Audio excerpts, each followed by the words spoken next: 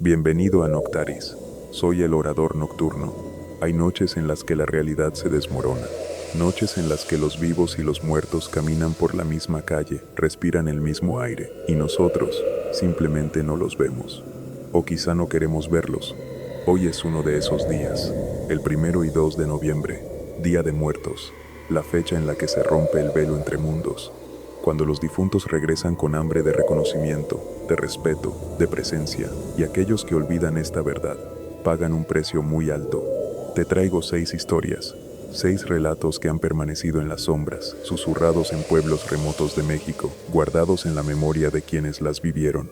Historias de personas que se atrevieron a desafiar las tradiciones, historias de encuentros que no deberían haber sucedido, historias que te harán replantearte qué es lo que realmente sucede cuando cae la noche del Día de Muertos. La primera, un viaje astral que cruzó los límites de lo permitido. La segunda, una multitud que solo ella podía ver. La tercera, un hombre que ignoró los reclamos de sus propios muertos. La cuarta, una muñeca que ningún fuego pudo quemar. La quinta, un escepticismo que costó una vida. Y la sexta, una vela que era mucho más que una vela. Cada relato es una advertencia, cada historia, una lección. Acompáñame, pero entiende esto. Después de escuchar estas historias, nunca volverás a ver el Día de Muertos de la misma manera. Esta es la historia de Diana Martínez, un relato basado en su propia experiencia, escrito y adaptado especialmente para ti. Desde hace mucho tiempo, Diana ha dominado los viajes astrales. Durante el sueño profundo, su mente entra en un estado de relajación absoluta. Ese momento en el que estás entre dormido y despierto, ese espacio en el que la vigilia se mezcla con el sueño. En ese preciso instante, su espíritu se desprende del cuerpo, camina por planos astrales, lugares donde puede ver los espíritus de otras personas, seres que esperan en esa dimensión paralela, algunos conscientes de su presencia, la mayoría en un letargo profundo, como si estuvieran en un sueño del que nunca despertarán. Todo lo que sucede en ese plano es recordado como un sueño, una simple memoria, para la mayoría de las personas. Pero Diana no es como los demás. Ella lo experimenta como si fuera parte de su existencia terrenal, tan real como respirar, tan tangible como tocar una pared. Este relato comienza con un deseo que la llevó a un lugar inimaginable. En aquel tiempo, Diana vivía sola, rentaba un cuarto en una casa humilde. Todas las noches realizaba viajes astrales, visitaba a personas conocidas, veía dentro de sus propios sueños. Su cama estaba pegada a la ventana. Eso hacía más fácil la transición, el paso entre la vigilia y el letargo.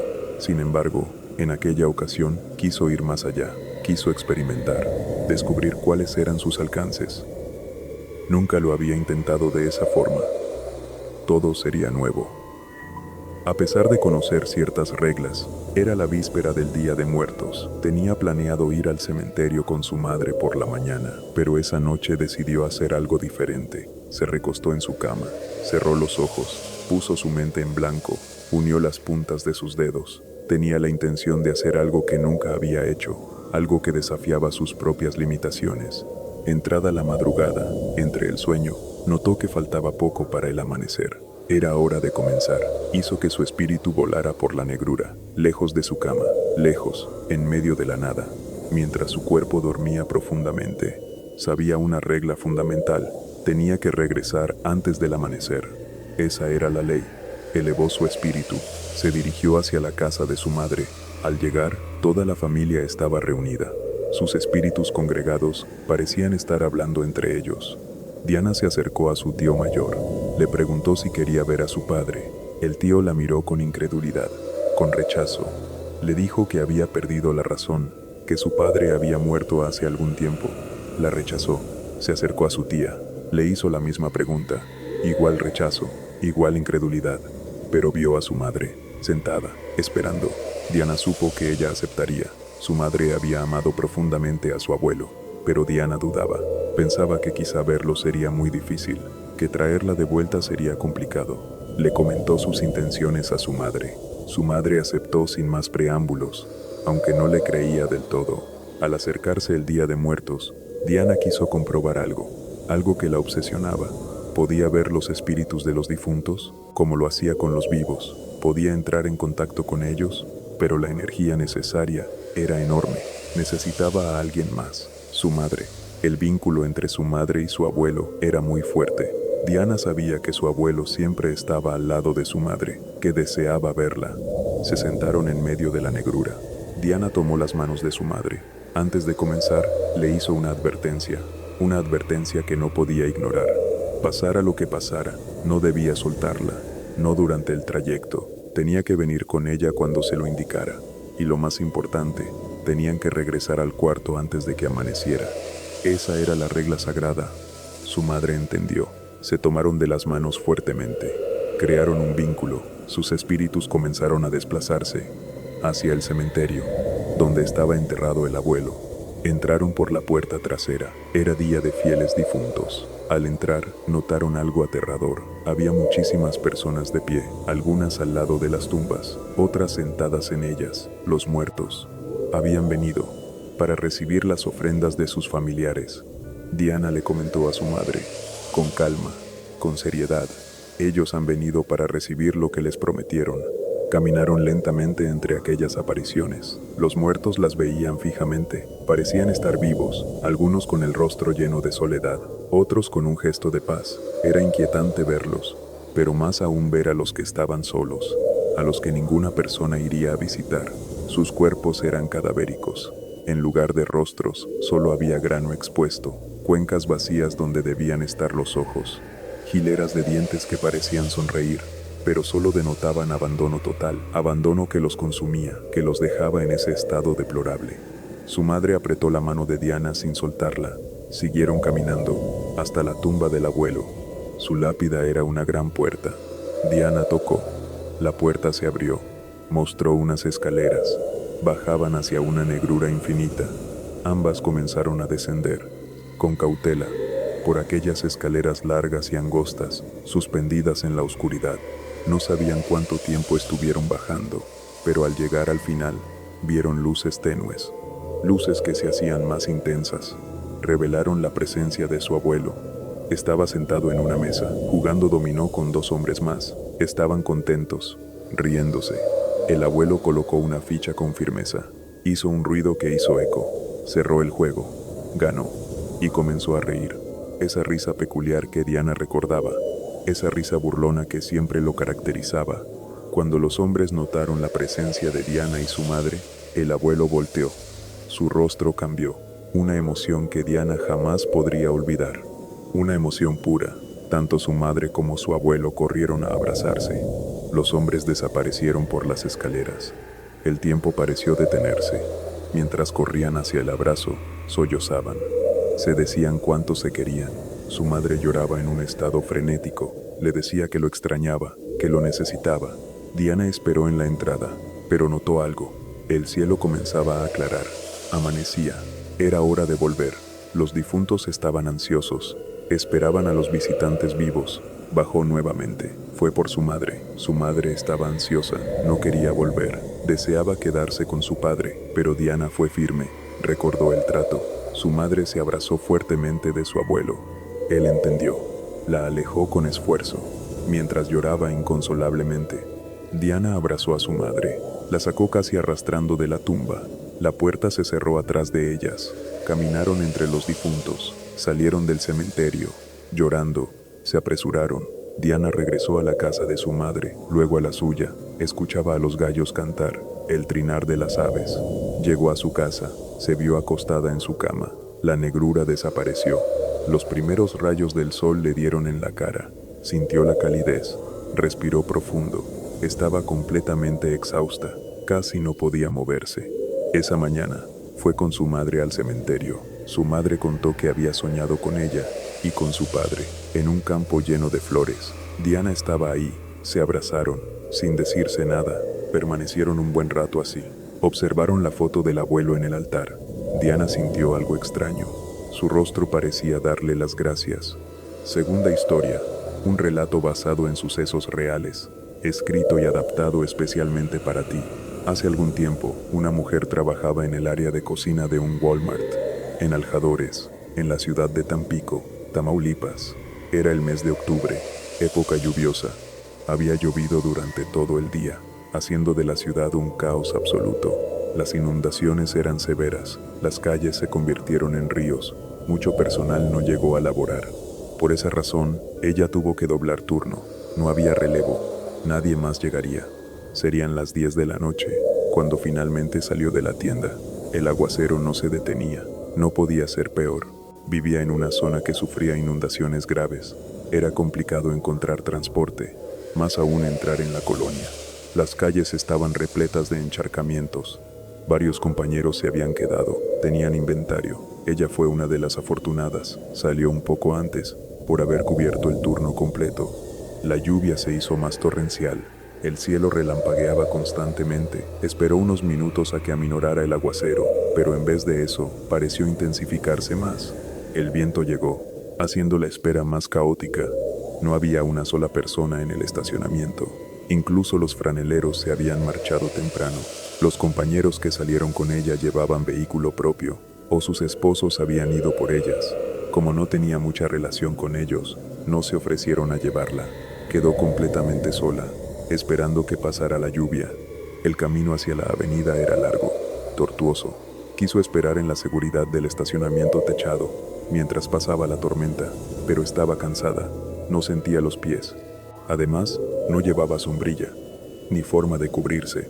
Aceptando su mala fortuna, decidió salir. Tomó un pedazo de cartón. Como pudo, caminó rápido, hasta la esquina del cementerio municipal, que estaba enfrente de la tienda.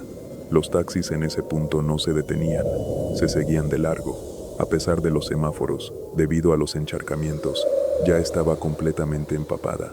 Resignada tiró el cartón.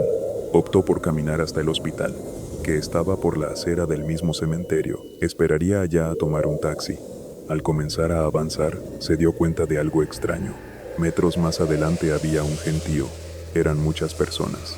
Estaban esperando, quizá el transporte. Estaban todas paradas, unas junto a otras. Lo más raro era que no se movían, ni siquiera para esquivar el agua de los charcos, que salpicaban los carros que pasaban rápidamente por la avenida. Parecían estar esperando algo o a alguien. Ella caminó más rápido, intentando esquivar al gentío y a las salpicaduras de los autos. Llegando a la entrada del cementerio, se refugió en el techo, donde vendían flores. Recuperó el aliento. Ya estaba completamente empapada. El agua escurría por su cuerpo, haciendo charcos. Solo deseaba no enfermar. Mientras se esperaba, notó algo extraño en el gentío. Parecía no moverse. Estaban cabizbajos. El agua de la lluvia escurría por sus rostros, y no parecía que les importara. Pensó que quizá habían ido a un funeral, pero era muy tarde, muy noche para eso. Sintió un escalofrío. Cuando notó que unas personas se pararon atrás de ella, no quiso voltear. Una sensación de pánico la invadió, cuando de reojo vio una mano, tratando de tomarme del hombro. Asustada, comenzó a correr con todas sus fuerzas, hacia el hospital, esquivando a las personas, las cuales en ningún momento se movieron, a pesar de chocar con ellas. Cuando por fin llegó a la entrada del hospital, el corazón se le salía del pecho. Veía a lo lejos al gentío, pero no quiso darle mayor importancia. Le hizo parada a un taxi, y para su buena suerte, se paró. Aceptó llevarla, a pesar de estar completamente mojada. El taxista, cuando ella cumplió con subir al asiento y le dio las gracias, esperaba a que el semáforo cambiara a verde, para continuar su marcha hacia el centro de Tampico, y de ahí a su casa. Cuando por fin avanzó, no pudo evitar ver a las personas que estaban frente a la puerta del cementerio, cabizbajos, esperando a algo o a alguien. Nunca vio un rostro en particular, solo el agua de la lluvia escurrir por sus rostros, empalidecidos, inexpresivos. Cuando llegaron a la siguiente esquina del cementerio, el semáforo estaba en rojo, y a ella le dio por voltear. La gente seguía ahí. Mientras esperaba, empezó a hacerle plática al taxista. «Qué noche, ¿verdad?» «Sí, señorita. Está muy dura el agua. Apenas salí de trabajar. Sí, pensé que no encontraría taxi, y míreme cómo ando. Sí tuvo suerte, señorita. Ya iba para mi casa, y no iba a levantar pasaje. Ya no hay ningún alma en la calle, y estarán esperando esas personas afuera del cementerio. ¿Se quedaría tirado algún transporte?» «¿Qué personas, señorita?» Al decir esto último, el taxista volvió a mirar. Luego la miró a ella, con un rostro de incredulidad absoluta. «Señorita, ahí no hay nadie. ¿Cuáles personas?» Ella volteó a mirar de nuevo y sintió una corriente helada recorrer su espalda. No había nadie ahí. Eran decenas de personas paradas, esperando algo, y ahora ya no estaban. Se habían esfumado en breves instantes, y tan solo le dijo al taxista que continuara. Durante el trayecto, no pudo evitar sentir un frío intenso por estar mojada, pero aunado a esto, la extraña sensación de haber visto algo extraño que iba más allá de su comprensión. No le encontró explicación racional, y hasta la fecha evita pasar por el cementerio, evita ver nuevamente aquella multitud, aquellos rostros sin expresión, aquellos cuerpos que esperaban en la lluvia, esperaban a alguien que nunca llegaría. Lo único que sabe con certeza es que esas personas no eran de este mundo, no eran vivas, eran difuntos, esperando en la noche de un día de muertos, esperando reconocimiento, esperando ofrendas, esperando a sus familiares. Y solo ella las vio, solo ella fue testigo de su presencia. Tercera historia, un relato basado en leyenda popular, escrito y adaptado especialmente para ti. En cierta ocasión, un hombre no respetó el Día de los Difuntos.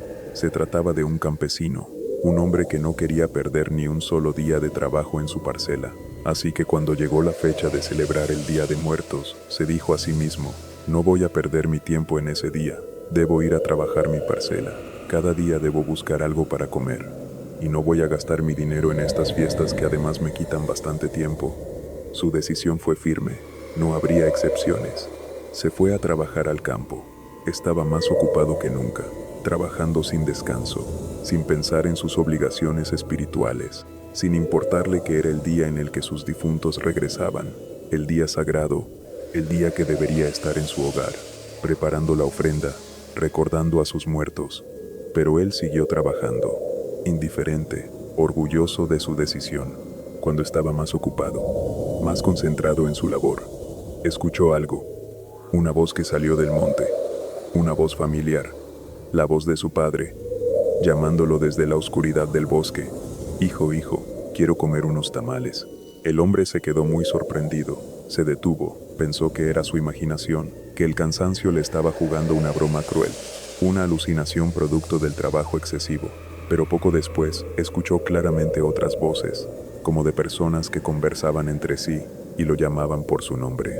Voces inconfundibles, voces que reconocía, voces de su madre, de su abuelo, de otros familiares difuntos. Entonces, reflexionó sobre lo que estaba sucediendo y comprendió la verdad que había ignorado, la verdad que había despreciado. Era la voz de su padre y sus familiares difuntos, los que clamaban por las ofrendas que les habían negado, los que suplicaban reconocimiento, los que exigían respeto, los que habían llegado desde el más allá, esperando encontrar comida en su hogar, esperando las velas que iluminarían su camino, esperando las flores, las oraciones, la presencia de su hijo. Y él, en cambio, estaba en el campo, ignorándolos, rechazándolos, negándoles lo que merecían. El pánico lo invadió. Inmediatamente dejó su trabajo, tiró sus herramientas al suelo y regresó corriendo a su casa, corriendo como nunca había corrido, desesperado, sabiendo que había cometido un error terrible.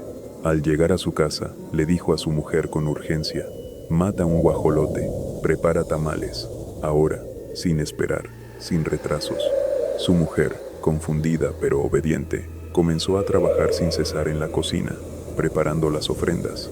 Mientras el tiempo se agotaba, mientras el Día de Muertos avanzaba, mientras los difuntos esperaban, hicieron una ofrenda, la pusieron en el altar familiar: tamales calientes, guajolote preparado, flores, velas encendidas, todo lo que sus muertos necesitaban. Pero era tarde, ya era muy tarde. El hombre, exhausto por la prisa y el pánico, se acostó a descansar. Necesitaba recuperarse. Necesitaba calmarse después del caos que había causado. Cuando todo quedó listo, su mujer fue a despertar a su esposo. Necesitaba que viera lo que habían logrado, que viera que la ofrenda estaba completa, que viera que al menos lo habían intentado, que al menos habían hecho algo, pero no logró despertarlo. El hombre no respondía, no abría los ojos, estaba inmóvil, silencioso. Su mujer lo tocó, estaba frío, completamente frío. El hombre estaba muerto. Aunque habían cumplido con lo que sus familiares difuntos pedían, Aunque habían preparado la ofrenda, aunque habían intentado reparar el error, sus muertos igualmente se lo llevaron. Se lo llevaron por su falta de respeto, por su ignorancia, por su soberbia, porque la deuda no se paga solo con ofrendas de última hora. La deuda se paga con respeto, con fe, con amor, con la presencia constante en el corazón. Es por eso que en algunos lugares de México se cree que es una obligación preparar ofrenda para los difuntos. De esta forma se les complace. Se comparte junto con ellos la alegría que se vive en la familia. Por eso nunca se debe dejar de ofrendar a los muertos el 2 de noviembre. Se encienden cohetes y bombas para que su ruido expulse al demonio. Se encienden velas para iluminar el camino del difunto. Si al difunto le gustaba el aguardiente, el tequila o cualquier otra cosa, se le debe comprar y poner en el altar para que lo tome. Estos ritos son casi obligatorios, porque si no se celebran es muy posible que los difuntos se lleven al dueño de la casa. Esa es la advertencia, esa es la lección. Cuarta historia. Un relato basado en leyenda tradicional, escrito y adaptado especialmente para ti. Los habitantes del pueblo de Marumilla, municipio de Centla, Veracruz, conocían una triste historia sobre una huerfanita, y cuando había ocasión, la contaban. Una tarde, una oyó en voz de su tía Gloria Quesada, que la relataba de la siguiente manera. En una humilde casa de ese lugar, hace ya muchos años, vivía un joven matrimonio de campesinos. Él se llamaba Martín, ella se llamaba Delia. La felicidad con la que vivía la joven pareja aumentó considerablemente cuando Dios bendijo el hogar con el nacimiento de una hermosa hijita, a quien bautizaron con el nombre de Camila. La niña creció con todas las atenciones, con todos los cuidados, y llena de amor de sus progenitores. Era una niña buena, educada, que respetaba y obedecía a sus padres. En esa forma transcurrieron algunos años llenos de dicha, llenos de momentos preciosos en familia. Pero la vida da vueltas inesperadas. La vida trae cambios que no podemos predecir. Aconteció que cuando la pequeña Camila había cumplido 6 años de edad, su madre falleció. La tradición no precisa los motivos exactos del deceso. El caso es que la chiquilla quedó huérfana, huérfana de la persona que más la amaba, de la persona que la protegía, de la persona que le daba calor en la noche. Al poco tiempo, ante la necesidad de una mujer que atendiera el hogar, y la intención de proporcionarle una figura materna a su hija, para que la cuidara, el padre contrató segundas nupcias, buscando soluciones, buscando ayuda, buscando una salida a su soledad, pero sucedió todo lo contrario. Ahí inició el calvario de Camilita, su calvario particular, su infierno en la tierra. La madrastra era mala, era cruel, mala y cruel con la inocente niña. La peleaba, le regateaba la comida, le daba porciones pequeñas, insuficientes, muy poco la cuidaba. La negligencia era su norma, el desprecio su costumbre. La huerfanita tenía una muñeca de trapo, una muñeca que le había confeccionado y dejado su difunta madre. Antes de partir, antes de desaparecer de su vida, esa muñeca era lo único que le quedaba de ella, lo único tangible, lo único que podía abrazar, lo único que podía acariciar en las noches, cuando la madrastra vio que la niña protegía mucho esa muñeca, que le daba mucho cariño, que le hablaba como si fuera un bebé de verdad, que no dejaba de jugar y arrollarla, comenzó a quitársela, comenzó a esconderla, arriba del ropero, en lugares donde la pequeña no podía alcanzar. La huerfanita quedaba sumida en la más honda y oscura tristeza, lloraba sin consuelo, gritaba pidiendo su muñeca, suplicaba por su querido juguete, pero la madrastra permanecía indiferente, disfrutaba del sufrimiento de la niña. Sin embargo, en cuanto el padre volvía en el atardecer del campo, la madrastra, que se llamaba Brunilda, así se llamaba, la malvada bruja, echaba mano de todos sus artificios, se transformaba en el acto de un pedazo de panela, se transformaba en dulzura, se transformaba en ternura fingida, le demostraba mucho amor a la hijastra, la mimaba, se esforzaba en atenderla, y a cada rato tenía besitos para ella, y cariños, y palabras dulces, una empalagosa miel real para la huerfanita. En esos momentos, mientras su padre estaba presente, mientras su padre podía verlo, todo era fingimiento, todo era teatro, pero tan pronto como el hombre se ausentaba, la madrastra tornaba a su forma habitual, de bruja, de arpía, la más arpía de todas ellas. La pobre niña enfermó de tristeza, de melancolía, porque no le permitían jugar con su amada muñeca. Dejó de comer. Se le acabó la alegría propia de una niña de su edad. Su cuerpo se fue consumiendo, su espíritu se fue apagando. Una mañana amaneció muerta, la enterraron, y la madrastra actuó perfectamente su papel. Lloró inconsolablemente, fingió desesperación, expresó un pesar fingido, pero por dentro sentía un gran regocijo, porque ya no le estorbaría, porque ya no tendría que fingir, porque finalmente era libre del recordatorio de su crueldad. A los pocos días de ello, la madrastra principió a escuchar algo que la aterraba, que la inquietaba, que no podía explicar. La voz de la difunta le reclamaba la muñeca, una voz débil, infantil, pero aterradora. Doña, dame por favor mi muñeca, dame mi muñeca por favor, doña. Al principio, cuando la bruja escuchaba la voz, se echaba a buscar confusa y exasperada por todas partes. Buscaba en cada rincón, en cada sombra, pero no veía a ninguna niña. Esto pasaba únicamente cuando la mujer se encontraba sola. En el día o en la noche, era la voz de la niña muerta, pero era una voz imprecisa, hueca, que flotaba en el aire, o en la cabeza de la perversa madrastra, sin origen aparente. Muy rápido la cruel mujer dejó de dormir. Parecía volverse loca, se le agotó el regodeo, se le veía afligida, desesperada, porque la difunta no le dejaba de reclamar su muñeca a todas horas del día, a todas horas de la noche, sin descanso, sin piedad, sin fin. Se vio obligada a ir a confesarse con el sacerdote. Le contó absolutamente todo. El cura, paciente y atentamente, escuchó a la robusta mujer, que de un tiempo para acá había empezado a adelgazar a causa del martirio que le provocaba las voces de su hijastra difunta. Luego de escucharla completamente, el padre le explicó con detenimiento y compasión: «Hija mía, tu inocente hijastra murió enferma por la tristeza que le producía al despojarla de su compañera de juego, la muñeca a quien amaba entrañablemente, y se fue de este mundo, al otro mundo, con este gran deseo, el de jugar y abrazar su muñeca. Ahora el espíritu de ella no puede descansar en paz. Su alma está atrapada, atrapada en el purgatorio de la tristeza. Lo que debes hacer es lo siguiente. Debes escarbar la sepultura hasta encontrar los restos de la niña. Debes abrir el ataúd y debes entregarle su muñeca. Solo así, la muerte quedará en paz. Solo así, su alma podrá descansar». Hizo la madrastra tal y como el cura le aconsejó.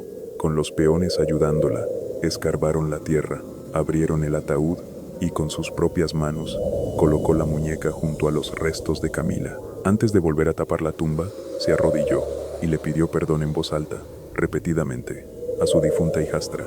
Ante las miradas inquisidoras de los peones, regresó ya algo tranquila a su casa, esperando que finalmente el tormento hubiera terminado. Pero, oh sorpresa, oh horror, arriba del ropero se encontraba la muñeca, de nuevo, intacta, sin una mancha, sin un rasguño, como si nunca hubiera sido enterrada. Pero ¿cómo podía ser aquello? Pero si ella acababa de meterla dentro del ataúd de la muerte. Pero si apenas había regresado de hacer puntualmente todo lo que el sacerdote le dijo que hiciera, y les pagó a los peones que le habían ayudado. ¿Podía estar ocurriendo que yo hubiera enloquecido sin haberme dado cuenta?, se preguntaba desesperada. No, no estaba trastornada. La exigencia de la difunta continuó persiguiéndola de día y de noche, a todas horas. Cuando ella se hallaba sola, de nada le había valido haber realizado todo cuanto hizo en el cementerio, y hasta haberle pedido perdón a la difunta hijastra. Al poco tiempo, la malvada madrastra murió, a consecuencia de una fuerte fiebre, y delirando muchas incoherencias, gritando por la muñeca, pidiendo perdón, pidiendo clemencia. El padre de la difunta Camila, después de todo este hecho, abandonó la casa. No podía permanecer en ese lugar, lleno de recuerdos dolorosos, lleno de culpa, lleno de remordimiento. Pero los que pasaban cerca de allí, los vecinos del pueblo, oían a la niña muerta, rogando que le dieran su amada muñeca.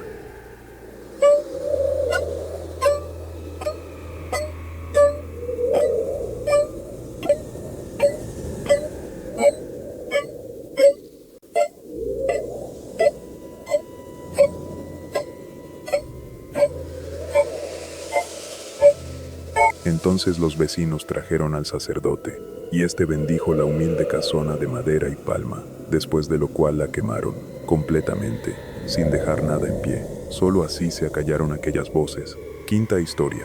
Un relato basado en leyenda tradicional, escrito y adaptado especialmente para ti, en contra de lo que era su costumbre, en contra de toda lógica, en contra de las tradiciones. Aquella medianoche aún se mantenía despierta sin sueño. Eran exactamente las 12 de la noche, el momento que estaba dando fin al primer día de noviembre, el inicio del Día de Muertos. Miraba ensimismado a través de la ventana hacia la calle oscura. Era una noche sin luna, apenas había algunas estrellas que parpadeaban discretamente en el cielo. El silencio era profundo, sofocante, opresivo. Repentinamente vio acercarse una procesión de hombres y mujeres que se alumbraban con velas encendidas, marchaban en fila, ordenados, silenciosos. Algo extraña le pareció la joven. Observó a sus intrigantes. Pensó que con toda seguridad se trataba de una ceremonia religiosa, en hora inusual, sin mayor importancia, solo un ritual nocturno. La fila de hombres y mujeres fue cruzando frente a donde se hallaba, lentamente, con reverencia, con gravedad, como si llevaran un secreto, como si transportaran lo más sagrado. Entonces uno de la procesión, el último de todos, el más rezagado, se desprendió de la fila, apagando la vela que cargaba. Fue hasta donde se hallaba la muchacha, hasta la ventana, hasta su lado. Entonces le entregó la vela en la mano, haciéndole una súplica silenciosa. Señorita, señorita, por favor, guárdeme esta vela. Usted, mañana, en que regresemos, pasaré por ella. Al día siguiente en que regresemos. La joven, asustada, pero sin rechazar, tomó la vela en sus manos. El hombre desapareció, se esfumó en la oscuridad, volvió a la procesión, que continuó avanzando, hasta perderse en la negrura de la noche. Ella quedó con la vela en las manos, temblando, confundida, sin entender lo que acababa de ocurrir. Al día siguiente, por la mañana, en el desayuno, la chica le contó a su madre todo lo acontecido la noche anterior y sobre la vela que el hombre le había dado para guardar. Su madre oyó el relato, con atención, con seriedad, con una expresión que cambió lentamente de curiosidad a preocupación. La mujer, madre ya algo grande, y con experiencia, con años de vida y conocimiento, le dijo a su hija: «A ver, ¿dónde está esa vela? Carmela, muéstramela». La joven corrió a su cuarto, volvió trayendo un envoltorio cuidadosamente guardado, con una vela dentro. Lo desenvolvieron juntas, cuidadosamente, lentamente. En ese momento descubrieron algo que las heló, que las paralizó, que las llenó de terror. No era una vela, no era cera, no era fuego, era un hueso, una canilla de un humano, un hueso largo y pálido, descarnado, que había sido envuelto, que había sido guardado, como si fuera un tesoro o una maldición. Entonces la mamá, afligida, con la comprensión completa de lo que había ocurrido, concluyó con gravedad: «Ay, hija mía, la procesión que miraste por andar curioseando a medianoche, en Día de Muertos, era una procesión de difuntos». Vino a la mente de la bella muchacha lo que contaban los abuelos del pueblo, lo que su misma madre le repetía hoy, desde niña, que la fiesta de los muertos, el 1 y 2 de noviembre, se debe guardar respeto y temor hacia los difuntos, ya que estos días los que no lo hacen así pueden ser espantados. Lo anterior en virtud de que las ánimas en estas fechas gozan de los permisos para visitar a sus familiares vivos y lo realizan en protección, por lo cual es recomendable no ir a trabajar al campo ni salir por la noche. En cada domicilio hay que poner una ofrenda, con una vela para cada finado familiar y otras 2 velas encendidas en el quicio de la puerta principal, una a cada extremo, para que el ánima pueda guiarse con la luz y encontrar el camino a su antiguo hogar. Carmela, la simpática morena, nunca había creído en la veracidad de tales historias, y muy en su interior las catalogaba como puras patrañas, como supersticiones, como creencias antiguas sin fundamento. A ella nunca le espantaría un muerto, ni siquiera en estas fechas así llegó a pensar alguna vez, al oír todas las supersticiones en boca de los ancianos del pueblo y de su propia madre.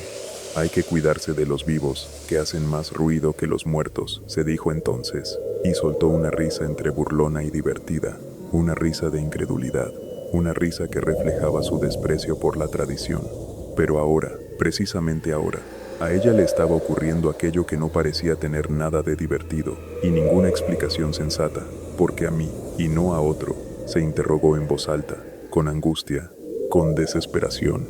Su madre le respondió, con la calma de quien sabe la verdad: por incrédula, hija, por andarte burlando de lo que no te debes burlar, por despreciar lo sagrado, por ignorar las advertencias. ¿Pero qué voy a hacer ahora, mamá? ¿Qué va a pasar? En verdad, Carmela se hallaba en un gran problema, que no parecía tener solución. Por poner en tela de juicio las viejas tradiciones, por rechazar la sabiduría ancestral, por burlarse de sus propios muertos, pensaba en quién le ayudaría a escapar de este brete, del dilema en el que se encontraba, del conflicto entre lo que creía y lo que había presenciado. El hombre le dijo que volvería por su vela. Hija, habló por fin su protectora, luego de un largo rato de estar meditando. Lo único que podemos hacer es ir a ver al sacerdote Francisco, párroco de la iglesia San Martín Obispo, ya que a Yucán platicar de lo ocurrido y pedirle un consejo divino, una bendición, una intervención espiritual. Inmediatamente ensillaron 2 caballos y se trasladaron a consultar al padre. Remontaron por la tarde. Habían encontrado el cura encaramado en los andamios, ayudando a los albañiles a pegar ladrillos en la construcción de la torre norte del templo, pero cuando supo de ellas, bajó a atenderlas inmediatamente. Escuchó todo lo que tenían que contar: la vela, o mejor dicho, el hueso, el hombre de la procesión, la noche de Día de Muertos. Luego de reflexionar profundamente, el padre les dijo que aquello era un castigo inminente del más allá y que Carmela solo podría conjurarlo de la siguiente manera. Debía conseguir con una vecina un niño recién nacido, que es el símbolo de la vida y la purificación, poner en su mano derecha la vela, o sea el hueso, y así regresársela al hombre a medianoche, que es cuando reaparecería. En efecto, a las 12 de la noche en punto de aquel 2 de noviembre, tornó la procesión. El hombre se desprendió de la fila y requirió el encargo a la muchacha. Ella se lo devolvió del modo dicho, pero la expresión que recibió a cambio del hombre fue más te vale, refiriéndose a que debe seguir las tradiciones de Día de Muertos y nunca más burlarse de lo sagrado. Sexta y última historia, un relato basado en leyenda tradicional, escrito y adaptado especialmente para ti, en contra de lo que era su costumbre, en contra de toda creencia, en contra de las tradiciones sagradas de su pueblo. Aquella medianoche aún se mantenía despierta sin sueño. Eran exactamente las 12 de la noche, el momento preciso, el instante en el que se abría el velo entre mundos, el momento en el que los muertos caminaban. Miraba ensimismada a través de la ventana hacia la calle oscura. Era una noche sin luna. Apenas había algunas estrellas que parpadeaban discretamente en el cielo de Corral Nuevo. El silencio era profundo, opresivo, sofocante, como si el mundo mismo estuviera sosteniendo la respiración. Repentinamente vio acercarse una procesión de hombres y mujeres, iluminados con velas encendidas. Marchaban en silencio absoluto, en orden perfecto, en reverencia profunda. Algo extraña le pareció a la joven. Observó a los intrigantes personajes. Pensó que con toda seguridad se trataba de una ceremonia religiosa, en hora inusual, sin mayor importancia. Así llegó a pensar en ese momento. La fila de hombres y mujeres fue cruzando frente a donde se hallaba ella, lentamente, solemnemente, como si llevaran lo más sagrado del mundo, como si cargaran consigo el peso del más allá. Entonces uno de la procesión, el último de todos, el más rezagado de la marcha, se desprendió de la fila, apagando la vela que cargaba con cuidado. Fue hasta donde se hallaba la muchacha, hasta la ventana, hasta su lado. Entonces le entregó algo en la mano, haciéndole una súplica silenciosa pero impactante. Señorita, señorita, por favor, guárdeme esta vela. Usted, mañana, en que regresemos, pasaré por ella. Al día siguiente regresaremos y buscaré esta ofrenda. La joven, asustada pero sin saber por qué, tomó lo que le entregaba. El hombre desapareció, se esfumó en la oscuridad de la noche, volvió a la procesión, que continuó avanzando, hasta perderse completamente en la negrura del horizonte, como si nunca hubiera estado ahí. Ella quedó con el objeto en las manos, temblando, confundida, sin entender lo que acababa de ocurrir, sin comprender la naturaleza de lo que había recibido. Al día siguiente, Por la mañana, en el desayuno familiar, la chica le contó a su madre todo lo acontecido la noche anterior y sobre la vela que el hombre le había dado para guardar. Su madre oyó el relato, con atención cuidadosa, con seriedad profunda, con una expresión que se transformó de curiosidad a preocupación absoluta. La mujer, madre ya algo grande, y con experiencia acumulada, con años de vida y conocimiento ancestral, le dijo a su hija con calma: «A ver, ¿dónde está esa vela? Muéstramela». La joven corrió a su cuarto, volvió trayendo un envoltorio que había guardado cuidadosamente, con una vela dentro, o eso creía ella. Lo desenvolvieron juntas, cuidadosamente, lentamente, como si desenvuelven algo frágil, algo sagrado, algo aterrador. En ese momento descubrieron algo que las heló, que las paralizó en el terror absoluto, que llenó sus cuerpos de una frialdad espiritual.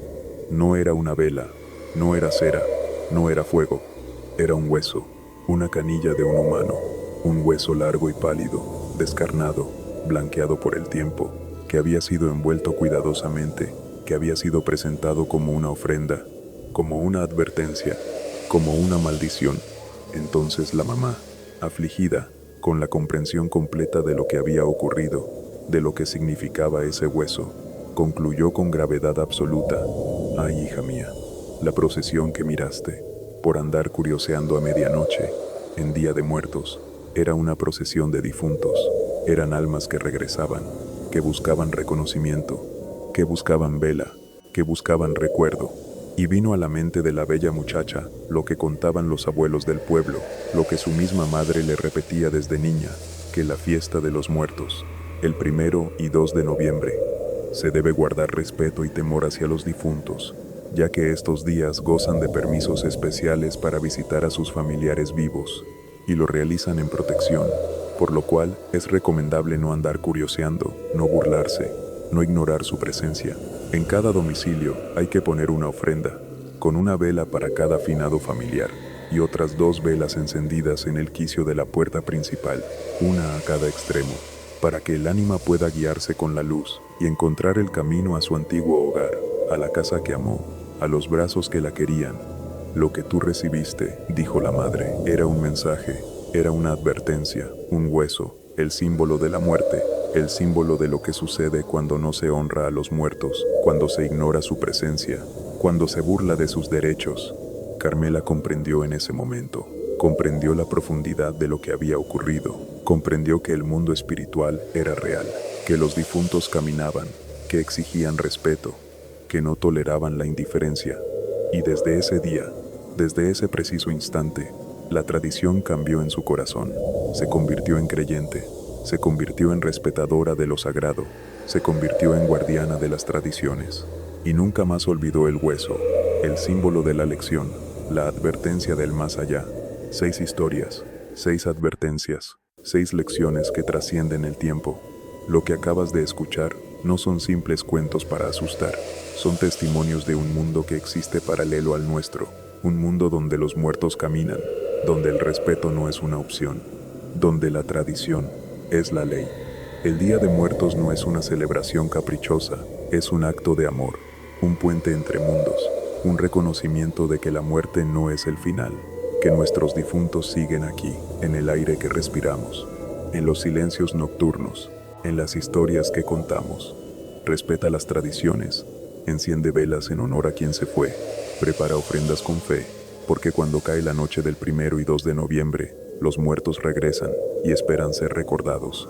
Si esta noche de historias te cautivó, si estos relatos te hicieron reflexionar sobre lo sagrado, te invito a que te suscribas al canal Noctaris, comparte estos videos, déjame tu comentario, cuéntame qué historias de tu pueblo necesitas escuchar. Aquí termina el viaje nocturno de hoy, pero los muertos siguen esperando, y pronto volveremos a contar sus historias. Soy el orador nocturno, te deseo dulces pesadillas, hasta la próxima.